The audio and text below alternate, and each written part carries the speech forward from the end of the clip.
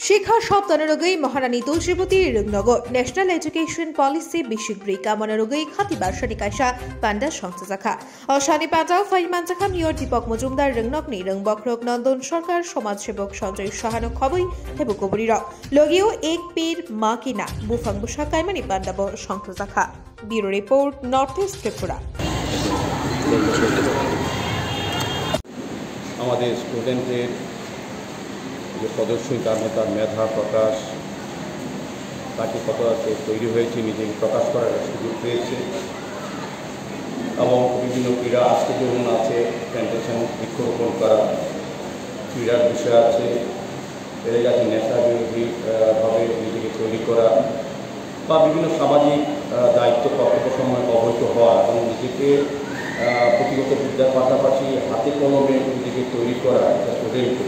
এটা এই 4 বছর থেকে শিক্ষানীতির অগ্রসরে গিয়ে যে জিনিসগুলি করা হয়েছে তার প্রতিফলন বা প্রতিভা বিকাশের জায়গা আমি বলবো এই শিক্ষা সপ্তাহ।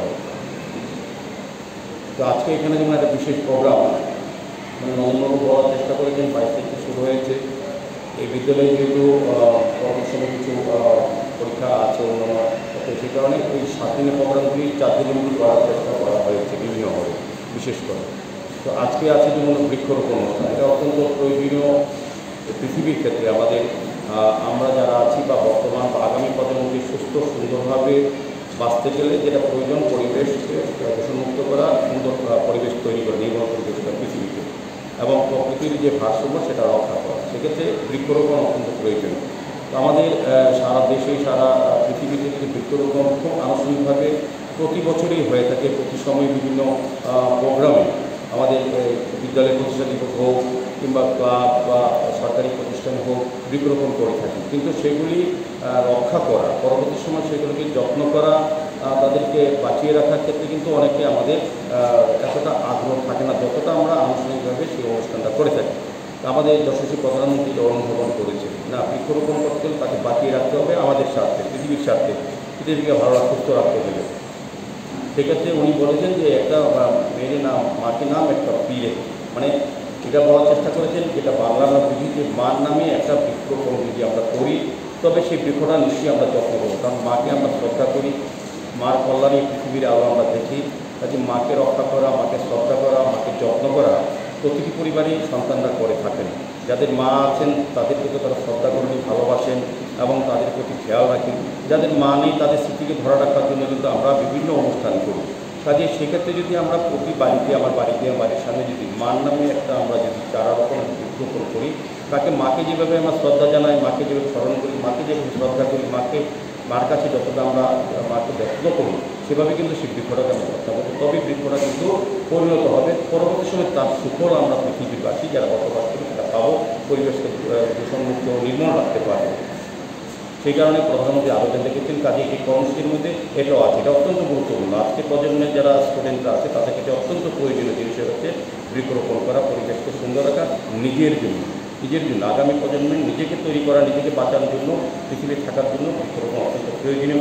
আর যেটা নন্দনবাবু বলেছেন আমার সঙ্গে, আমি জেনে আনন্দিত হয়েছি। 7 দিন সপ্তাহে শিক্ষা সপ্তাহে বিভিন্ন কর্মসূচি, খেলা বলতে আমরা যেটা বলি এখন যেমন আমরা দেখি ফুটবল, ক্রিকেট, যেটা আমরা মাঠে স্টেডিয়ামে দেখি অভ্যস্ত টিভির মাধ্যমে, সেই রকম না। সেই খেলার পাশাপাশি হারিয়ে যাওয়া খেলাগুলি, যেগুলি থেকে আমরা শারীরিকভাবে আমাদের দক্ষতা বাড়তো, আমাদের মধ্যে একটা টিম স্পিড বাড়তো, আমাদের গ্রামে গঞ্জে মাঠে যে খেলাগুলি আমরা খেলতাম যেগুলি হারিয়ে গেছে সেগুলিকে তুলে ধরার চেষ্টা করা হচ্ছে এবং তার মধ্যে নতুন প্রজন্মের কাছে জানানো হচ্ছে যে অতীতে কী ছিল। কারণ অতীত যদি না থাকে বর্তমানে চলা যায় না, বর্তমান যদি সুন্দর হতে হয় ভবিষ্যৎ সুন্দর হয়, বর্তমানকে আমরা অতীতকে শিক্ষা নিয়ে থেকে অতীতকে আমরা জেনে যাই। সেক্ষেত্রেও কিন্তু ক্রীড়ার ক্ষেত্রে একটা অভিনব চিন্তা ভাবনা এই শিক্ষা সপ্তাহের মধ্যে এসছে এবং কালচারাল প্রোগ্রাম হয়েছে, বিভিন্ন বিদ্যালয় হচ্ছে সারা দেশের সঙ্গে, সেখানে কিন্তু পুরনো হারিয়ে যাওয়া যে সংস্কৃতি সেটাকে তুলে ধরার চেষ্টা করছে। আমরা যারা আজকে স্টুডেন্ট আছে তারা কিন্তু জানে না আগে কী ধরনের সংস্কৃতি আমাদের দেশ চালু ছিল, আমাদের এই ধর্ম সংস্কৃতিকে তুলে ধরার যে ব্যবস্থা এই শিক্ষা সপ্তাহের মাধ্যমে, এটা কিন্তু স্টুডেন্টদের আমি বলবো তাদেরকে কিন্তু সমৃদ্ধ করবে। কারণ অতীত জানলে আমি বললাম তো বর্তমানে যে আমাদের কালচার সেটাকে রপ্ত করা যাবে এবং আগামী দিন নিজেকে তৈরি করার ক্ষেত্রে একজন শুধু স্টুডেন্ট হিসেবে না, প্রকৃত মানুষ হিসেবে তৈরি করতে গেলে এই শিক্ষা সপ্তাহে যেগুলি কর্মসূচি দেওয়া আছে সেই কর্মসূচিগুলি যদি প্রকৃতভাবে রূপায়ণ করা যায়, আমার মনে হয় প্রকৃতভাবে স্টুডেন্টকে প্রকৃত মানুষের আগে নিয়ে এবং রাষ্ট্র ব্যবস্থা এবং সমাজ পরিচালনার ক্ষেত্রে তাদের অংশগ্রহণ সুবিধা হবে। সার্বিকভাবে আমি আলোচনা দীর্ঘায়িত না করে আমি মহান তুলসীবতী